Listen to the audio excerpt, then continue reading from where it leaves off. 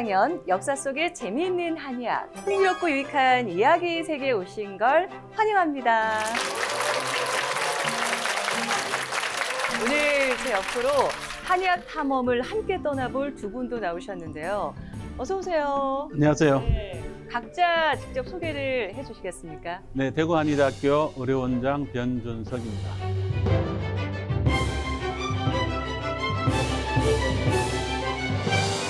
저는 대구한의대학교 글로벌 푸드 비즈니스 전공 1학년 베트남 유학생 레티 티엔입니다.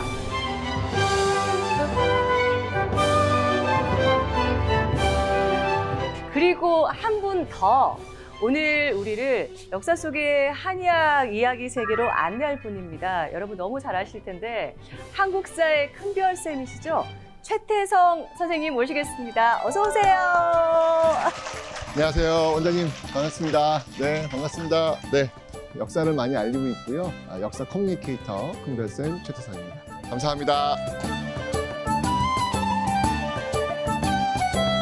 또 오늘 함께 재미있는 이 한의학의 이야기를 한번 나눠봤으면 좋겠습니다. 잘 부탁드리겠습니다. 네, 기대하겠습니다. 첫 번째 키워드. 키워드는 바로 왕과 어이입니다.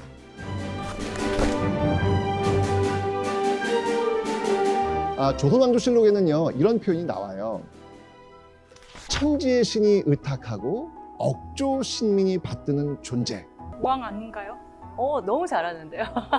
세종, 문종, 효종, 숙종, 정종. 왕들의 공통점이요. 왕들이 워낙 오래 앉아 계시니까 약간 치질이요. 그것도 일리가 있습니다. 그것도 일리가 있습니다. 종기를 알았다는 겁니다. 종기요? 조선시대 왕 27명 중에서 무려 12명이나 알았다. 모낭에 세균이 감염이 되어서 고름이 생기는 것을 종기라고 표현을 하는데 모낭염이라고도 하죠. 이 모낭염이 심해지고 커져서 결절이 되면은 종기라고 표현을 하게 됩니다. 생활 환경과도 관련이 있는 건가요? 그렇죠. 아무래도 그 먹는 음식이나 생활 환경과 밀접한 관련이 있다고 볼 수가 있는데, 특히 이 실록에 나타났듯이 왕들이 이러한 질환을 자주 앓았다는 것은 고량진미, 너무 기름진 음식을 지나치게 섭취했을 가능성이 큽니다. 이 효종 역시 종기 때문에 아주 어이없는 죽음을 맞이했던 그런 왕이죠. 때는 효종 10년이었습니다. 그 왕의 얼굴, 이번에 또 얼굴에 이 종기가 생겼는데 자꾸 고름이 차고 탕약도 잘 듣지 않는 그런 상황이 됐던 거예요. 그런데 이게 웬일이야? 이 고름을 짜낸 자리에서 피가 멈추질 않는 거예요. 결국 효종 어떻게 죽었냐면 과다출혈로 죽어요. 그러면 그 당시에는 이런 종기 치료 방식이 어떻게 진행이 됐던 건가요? 종기에 쓰이는 그러한 약재와 그리고 이제 고약으로 또 그렇게 나눠볼 수가 있는데요. 종기에 쓰이는 처방으로는 황련 해독산이나 청금 내탁산, 탕리 소독음 등의 처방을 줄 수가 있겠고요. 고약으로는 국노고나 용천고, 그리고 거수고, 파두고, 추독단, 위향고, 만흥고, 폐을고 등을 들 수가 있겠습니다. 조선시대 가장 오래 산 왕이 계십니다. 말 그대로 장수왕. 무려 83세까지 사셨는데요. 이분 기록 보면 감기 외에는 그렇게 큰 질병이 없었다 라고 이야기를 할 정도입니다. 제가 알기로는 조선의 왕들은 평균 수명이 그렇게 길지 않다라고 알고 있거든요. 맞습니다. 그러니까 조선의 왕들의 평균 수명이 47세예요, 47세. 근데 이분은 무려 83세까지 사십니다. 지금으로 보면 거의 백순하신 거거든요. 이분이 누구냐? 바로 영조입니다, 영조. 정조의 할아버지예요. 아나운서님, 한 해 종합검진 몇 번 받으세요? 저희는 한 번 하죠. 한 번, 1년에 한 번. 11번. 한 달에 11번이요? 아니 너무 잦은 거 아닌가요? 그러니까 거의 한 3일에 한 번 꼴로 이분은 그냥 심심하시면 그냥 오늘은 검진을 받자. 두 번째 장수 비결이 있습니다. 바로 이거 이렇게 하나씩 따라가다 보면 나는 안 되는구나 이런 생각이 드는데, 두 번째는 소식이에요. 보리밥 그리고 타락죽. 그러니까 우리가 봐도 참 건강하다라는 그 건강식들. 너무 뻔한 질문일 것 같긴 하지만 이렇게 건강하게 장수할 수 있는 비결 또 뭐가 있을까요? 이 법이라는 한자를 자세히 살펴보면 물이 가는 것, 이것을 의미하는데, 그 물은 위에서 아래로 흐르지 않습니까? 자연의 순리에 따라서 생활하는 것, 그것이 곧 건강의 장수 비결이라고 한마디로 표현을 할 수가 있겠습니다. 원래 좀 알고 있어요. 어떻게 해요?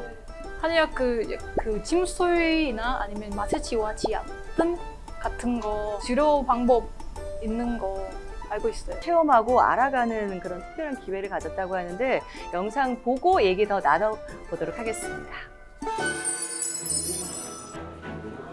TN이 찾은 이곳은 최근 이전에 최신 시설로 개원한 대구 동구의 한방병원.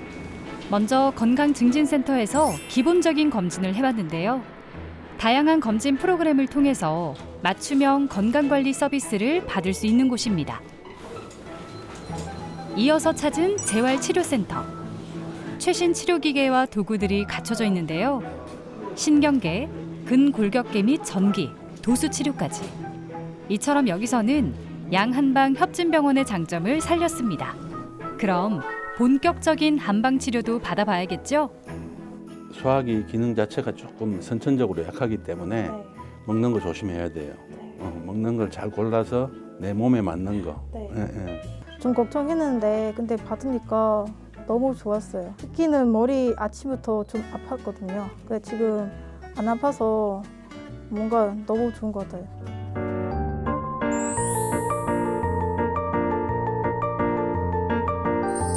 조선 후기 성리학의 대가 우왕 송시열이라는 인물입니다. 정말 조선 후기는 뭐 송시열의 시대다라고 해도 과언이 아니었죠.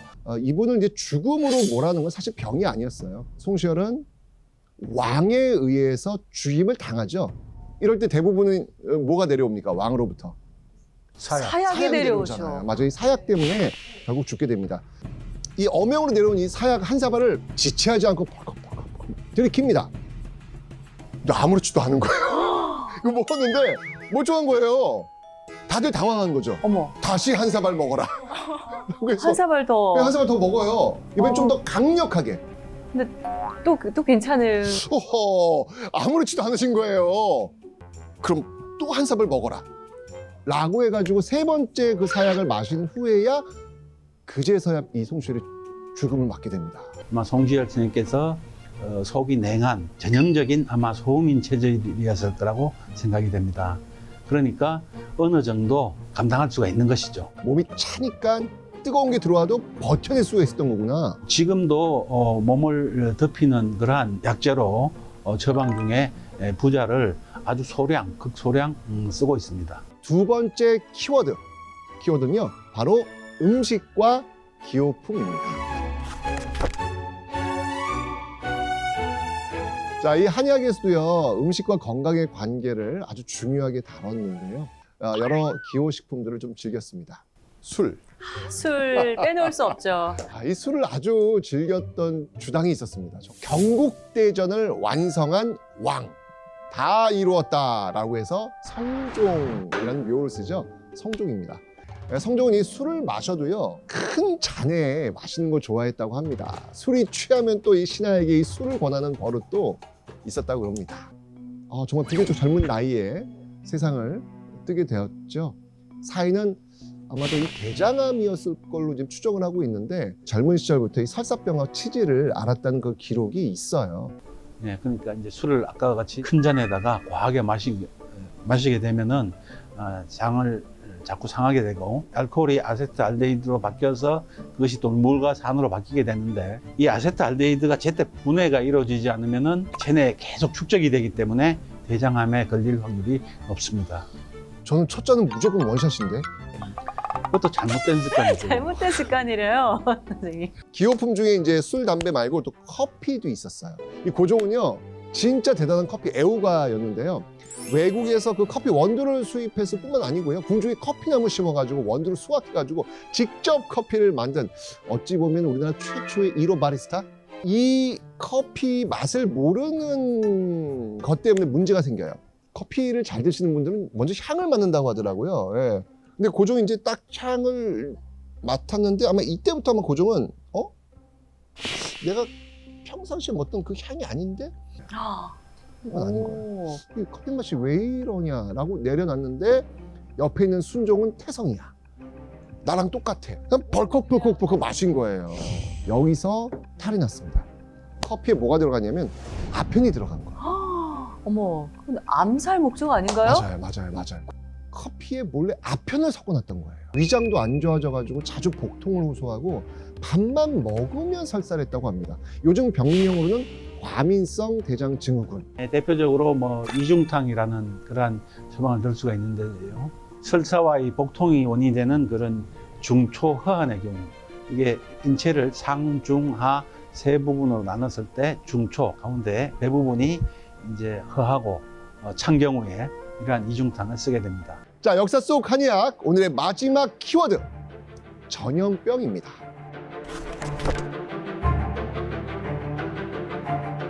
전염병에 대한 기록이 정말 많이 남아 있습니다. 최초의 기록은요, 1393년 3월 화암사에 역질이 수개월간 계속되자 왕사자초가 급히 거처를 광명사로 옮겼다라는 기록이 있습니다. 전염병에 대한 기록은요, 이순신 장군의 그 유명한 난중일기에도 등장을 합니다. 임진왜란이 한창이었던 1593년이었죠. 남해에 전염병이 번졌을 때 병에 걸려 12일 동안이나 고통을 당했다라는 그 기록이 남아 있습니다. 근데 그때는 어떻게 치료했어요? 진짜 궁금해요. TN 이번에 코로나19 때 제일 가장 먼저 했던 게 뭐예요?